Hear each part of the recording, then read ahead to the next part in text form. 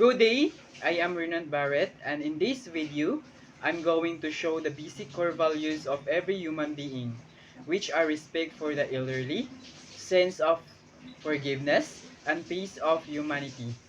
A young person assesses an elderly individual in crossing the street, showing respect and care for the elders.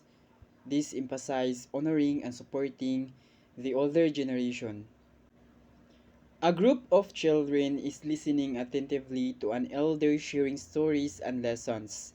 This illustrates the significance of respecting and learning from the wisdom of elders. This highlights the intergenerational bond and the value of passing down knowledge and traditions.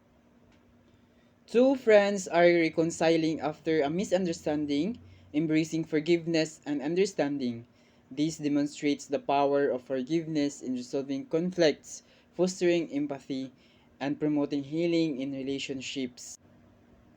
A montage of various acts of kindness and compassion is shown, such as helping a neighbor in need, sharing a meal with someone, and offering support to our friends. These emphasize the importance of empathy, compassion, and forgiveness in building a more compassionate and understanding society. A diverse group of people from different backgrounds and cultures are engaged in dialogue, promoting peace and unity among humanity. This highlights the beauty of embracing different perspectives and working towards common goals.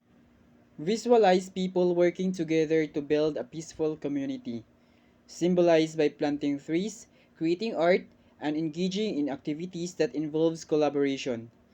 These highlight the collective effort needed to create a peaceful, inclusive society where all individuals can thrive. These values are essential in creating a better society. Thanks for watching.